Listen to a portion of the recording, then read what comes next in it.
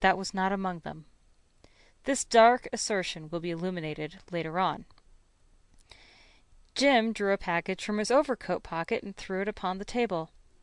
"Don't make any mistake, Dell," he said, "about me. I don't think there's anything in the way of a haircut, or a shave, or a shampoo that could make me like my girl any less.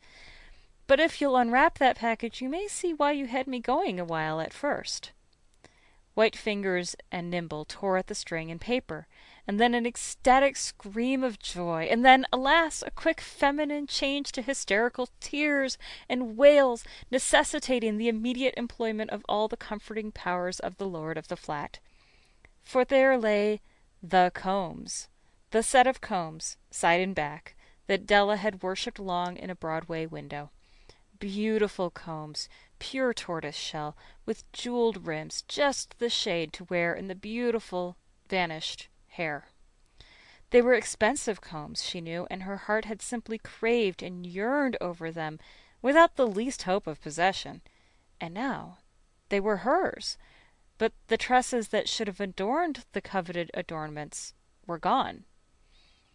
But she hugged them to her bosom, and at length she was able to look up with dim eyes and a smile and say, "My hair grows so fast, Jim."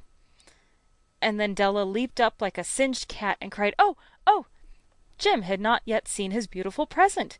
She held it out to him eagerly upon her open palm. The dull, precious metal seemed to flash with the reflection of her bright and ardent spirit. "Isn't it a dandy, Jim? I hunted all over town to find it. You'll have to look at the time 100 times a day now. Give me your watch. I want to see how it looks on it." Instead of obeying, Jim tumbled down on the couch and put his hands under the back of his head and smiled.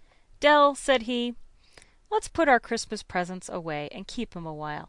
They're too nice to use just at present. I sold the watch to get the money to buy your combs. And now suppose you put the chops on."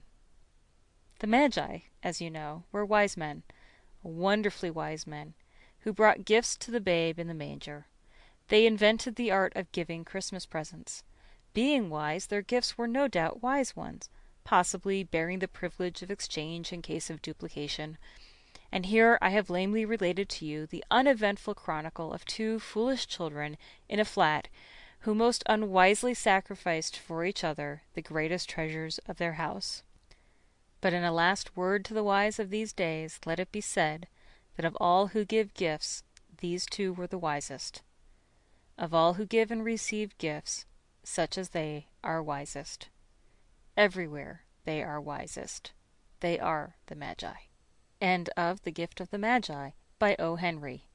Recording by Stephanie Bryant, El Paso, Texas, www.mortain.com/blog, November 16, 2008.